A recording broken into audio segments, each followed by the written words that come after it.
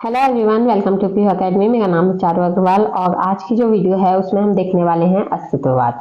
तो चलिए बिना टाइम वेस्ट किए हम वीडियो को स्टार्ट करते हैं। उससे पहले अगर आप चैनल पर नए हैं तो चैनल को सब्सक्राइब कर लीजिएगा और नोटिफिकेशन बेल को प्रेस कर दीजिएगा, जिससे आने वाली वीडियोस की नोटिफिकेशन आपको मिलती रहे।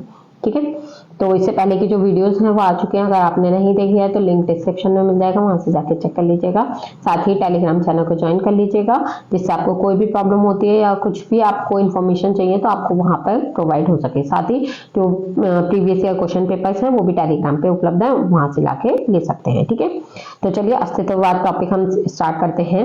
सबसे पहले हम देखेंगे अस्तित्ववाद का अर्थ। ठीक है, तो सबसे पहले हम ये जानेंगे कि अस्तित्ववाद होता क्या है।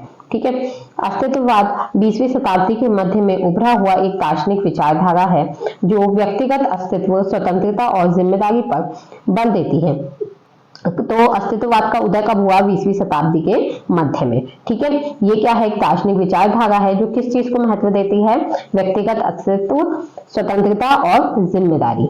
ठीक है, यह अमूर्त तत्व मीमांसकीय प्रणालियों को अस्वीकार करती है। अमूर्त यानी कि जो दिखती नहीं। ठीक है, और सार्थकहीनता दुनिया में मानव अस्तित्व के ठोस अनुभव पर केंद्रित है। यानी कि जो मानव है उसका जो अस्तित्व है उस पर ये पूरी तरीके से केंद्रित है। आज एक और विज्ञान की भौतिकवादी धारा ने मनुष्य को अस्तित्वहीन बना दिया है, तो दूसरी ओर तथाकथित लोकतंत्रात्मक समाज के सर्वहार प्रभाव में व्यक्ति का अस्तित्व निःशेष हो गया है। ऐसी स्थिति में अस्तित्ववाद ही एक ऐसा दर्शन है जो इस समस्या का समाधान ढूंढ सकता है। वास्तव में अस्तित्ववाद ने परंपरावादी दार्शनिक विचारधारा के विचार से हटकर सोचता है। जैसा कि हम जानते हैं कि परंपरागत दर्शन में किसी सर्वव्यापी सार तत्व को खोजने का प्रयत्न किया जाता है, परंतु अस्तित्ववादी दर्शन में सार तत्व से पहले उसके अस्तित्व की बात आती है। अर्थात किसी भी समस्या के समाधान के लिए यह जानना आवश्यक हो जाता है कि अस्तित्व क्या है, जीव क्या है। इस प्रश्न के उत्तर को खोजने से पहले यह जानना आवश्यक होगा कि जीव का अस्तित्व क्या है। अस्तित्व के पश्चात ही सार तत्व की बात करना उचित होगा, क्योंकि जीव मनुष्य का सार तत्व है। अर्थात मनुष्य के अस्तित्व को जानना होगा। देखिए, अस्तित्ववाद सीधे सीधे तौर पर हमारे अपने अस्तित्व के ऊपर सवाल खड़ा करता है कि मानव समाज स्टार्ट कहाँ से हुआ, एक मनुष्य का अस्तित्व क्या है, वह कहाँ से आया, वो किस तरह विकसित हुआ, किस तरह हमने अलग अलग भाषाएं सीखी, किस तरह हमने रहन सहन सीखा, किस तरह से हम आए। ठीक है, तो ये वाली जो चीजें हैं वो हम किसमें जानते हैं? अस्तित्ववाद में जानते हैं। इन प्रश्नों को अस्तित्ववाद में खड़ा किया जाता है। ठीक है, आगे देखिए, ये इंग्लिश मीडियम वालों के लिए भी है, पॉज करके नोट कर लीजिएगा। ठीक है, आगे देखिए, फिर आती हैं अस्तित्ववाद की विशेषताएं। ठीक है, तो सबसे पहली विशेषता है अस्तित्व सार से पहले। पारंपरिक दर्शन के विपरीत जो पूर्व निर्देशित मानव स्वभाव या सार जैसे आत्मा की कल्पना करते हैं, अस्तित्ववाद तर्क देता है कि मनुष्य पूर्व निर्धारित उद्देश्य या पहचान के बिना अस्तित्व में आते हैं। यानी कि अस्तित्ववाद मानता है कि मनुष्य किसी पूर्व निर्देशित यानी पहले से एक निर्धारित उद्देश्य या पहचान ऐसा नहीं है कि मनुष्य का पहले कोई जन्म हो चुका है और पुनर्जन्म अब हुआ है। ठीक है, या फिर उसकी कोई पहले से कोई अधूरा पहले से कोई निर्देश है, उसे कोई उद्देश्य है उसका, तभी उसका जन्म हुआ है, ऐसा कुछ नहीं है। ठीक है, हमारा सार हमारे चुनावों और कार्यों के माध्यम से निर्मित होता है। हम मौलिक रूप से स्वयं को परिभाषित करने के लिए स्वतंत्र हैं। ठीक है, नेक्स्ट है स्वतंत्रता और जिम्मेदारी। यह स्वतंत्रता बड़े आनंद और गहन चिंता दोनों का स्रोत है। हम अपने चुनावों और उनके परिणामों के लिए स्वयं और दूसरों के लिए जिम्मेदार हैं। इस जिम्मेदारी से कोई बच नहीं सकता। हमें स्वतंत्र होने की निंदा की जाती है, यानी कि हम स्वतंत्र हैं, हम कुछ भी कर सकते हैं, कुछ भी जान सकते हैं, कुछ भी करने के लिए हमारे पास कोई भी चिंतन कर सकते हैं, कुछ भी जान सकते हैं, कुछ भी खोज सकते हैं। तो इस तरीके की हमारे पास स्वतंत्रता होती है। साथ ही हमारे ऊपर एक जिम्मेदारी होती है कि हम जो भी फैसला लेते हैं वो हमारे आने वाले कल को इफेक्ट करेगा, साथ साथ हमारे साथ साथ हो सकता है वो किसी और की लाइफ को भी इफेक्ट करे। ठीक है, तो ये हमारी एक जिम्मेदारी होती है कि हमें बहुत ही सोच समझ के कोई भी डिसीजन लेना है, और साथ ही क्या है, इस जिम्मेदारी से कोई भी बच नहीं सकता। ठीक है, नेक्स्ट आता है व्यक्तिगतता और अनुभव। अस्तित्ववाद वस्तुनिष्ठ सत्य पर व्यक्तिपरक अनुभव को प्राथमिकता देता है। यानी कि अस्तित्ववाद जो है वो सीधा सीधा बताता है कि ऐसी अनुभव जो कि व्यक्ति खुद के द्वारा लेता है, ठीक है, वो क्या है, प्राथमिक है, यानी कि वो सबसे पहले है। सत्य कुछ ऐसा नहीं है जो खोजा जाता है, बल्कि दुनिया के साथ हमारे जुड़ाव के माध्यम से बनाया जाता है। यानी कि सत्य कुछ है नहीं जिसे हम खोजेंगे, सीधी सीधी चीज है कि दुनिया के साथ जो हमारा जुड़ाव है उसके माध्यम से क्या है, हम सत्य को बनाते हैं। क्या सार्थक है, यह व्यक्ति से व्यक्ति में भिन्न होता है। यानी कि किसी चीज का होना, किसी चीज का सार्थक होना ही व्यक्ति से व्यक्ति में भिन्न होता है, लेकिन क्या है कि हर व्यक्ति के लिए अपना अपना अलग अलग है। ठीक है, आगे देखिए, नेक्स्ट है पीड़ा, निराशा और बेतुकापन। हमारी स्वतंत्रता और जिम्मेदारी के बारे में जागरूकता ब्रह्मांड की स्पष्ट अर्थहीनता के साथ मिलकर पीड़ा, निराशा और बेतुकेपन की भावनाओं को जन्म दे सकती है। बेतुकापन हमारे अंतर्निहित अर्थ की इच्छा और ब्रह्मांड में अंतर्निहित अर्थ की कमी के बीच के संघर्ष से उत्पन्न होता है। फिर है प्रामाणिकता तथा अप्रामाणिकता। अस्तित्ववादी प्रामाणिक जीवन के विपरीत अप्रामाणिक जीवन को दर्शाते हैं, जिसमें अपनी स्वतंत्रता और जिम्मेदारी को अपनाना शामिल है। अप्रामाणिक जीवन सामाजिक अपेक्षाओं के अनुरूप है और व्यक्तिगत जिम्मेदारी से बचना शामिल है। प्रामाणिकता के लिए हमें अपनी मृत्यु दर और अर्थहीनता की संभावना का सामना करना होगा।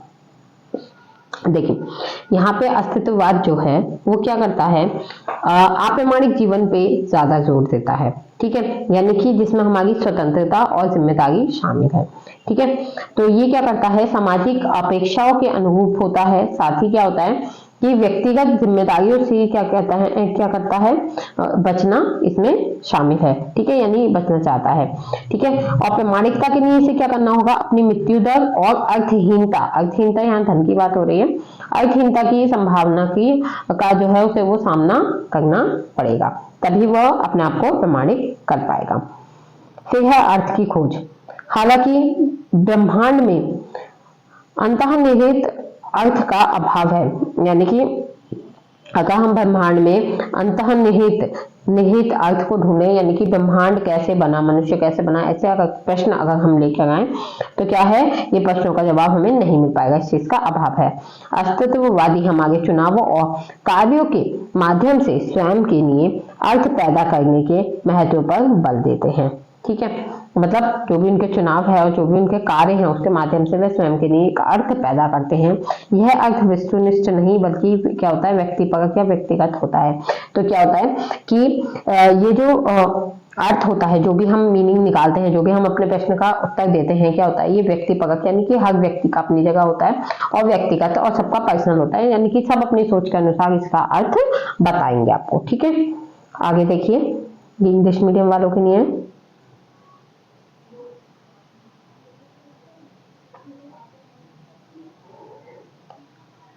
फिर देखिए आता है शिक्षा में अस्तित्ववाद के निहितार्थ। यानी कि जो अस्तित्ववाद है उसने शिक्षा को किस प्रकार से प्रभावित किया। ठीक है, वो हम देखेंगे। तो सबसे पहले तो छात्र केंद्रित शिक्षा शुरू हुई। ध्यान शिक्षक निर्देशित निर्देश से सीखने वाले केंद्रित अनुभवों पर बल देता है, जो आत्म खोज और व्यक्तिगत विकास को प्रोत्साहित करते हैं। पाठ्यक्रम छात्रों के लिए अपने मूल्यों, विश्वासों और क्षमताओं को पता लगाने का एक उपकरण बन जाता है। तो देखिए, छात्र केंद्रित शिक्षा एक तरीके से कि इसमें जो शिक्षा होती है, जो भी बच्चों को सिखाया जाता है, वो छात्र को केंद्र मान के सिखाया जाता है। साथ ही क्या है, आत्मखोज और व्यक्तिगत विकास को इसमें प्रोत्साहन दिया जाता है।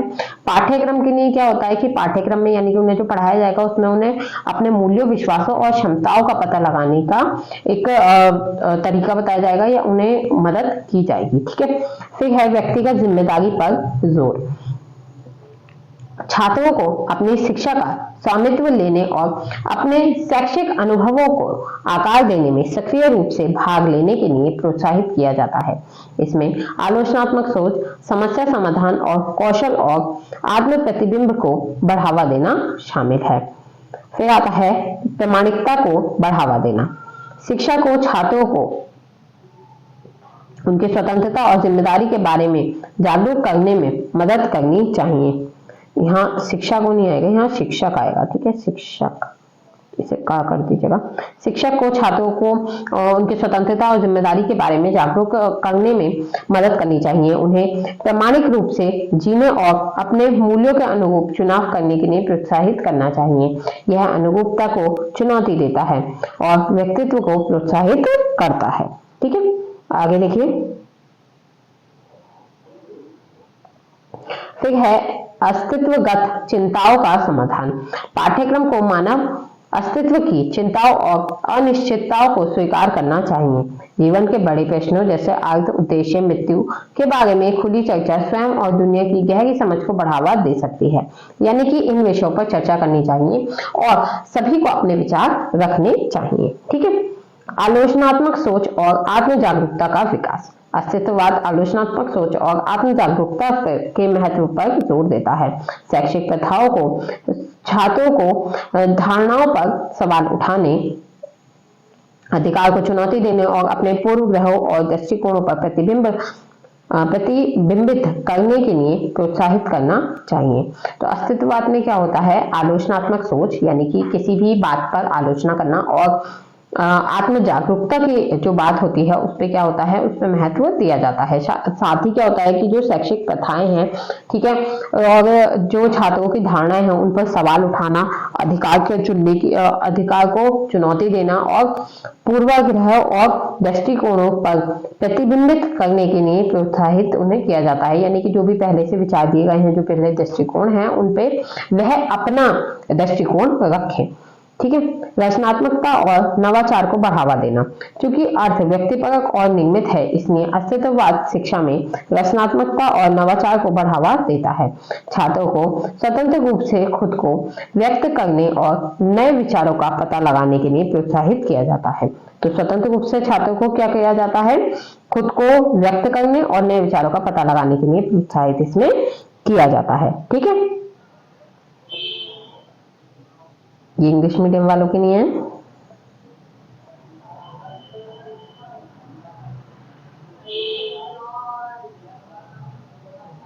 देखिए, फिर आते हैं हमारे अस्तित्ववाद के उद्देश्य।